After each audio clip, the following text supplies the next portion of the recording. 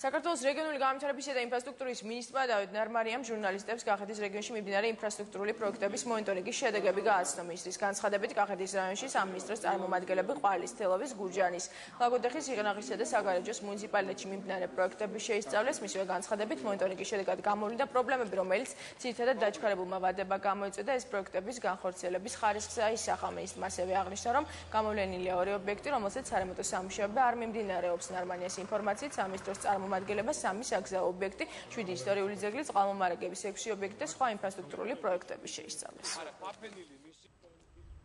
გამოვლინდა ძირითადად ვადების გადაწევის საკითხი, ანუ სახელშეკრულებო ვადების დარღვევის საკითხი. მეორე ეს არის სწრაფ რეჟიმში ინფრასტრუქტურის რეაბილიტაცია, რამაც მნიშვნელოვნად გააუარესა მათი ხარისხი, ანუ არის ობიექტები, სადაც უხარისხო სამუშაოებია განხორციელებული. რაც შეეხება სტიქიის შედეგად მიყენებულ ზიანს, დამატებით გრძელდება ჩვენი სამინისტროს მიერ შედგენილი ჯგუფის მიერ იქ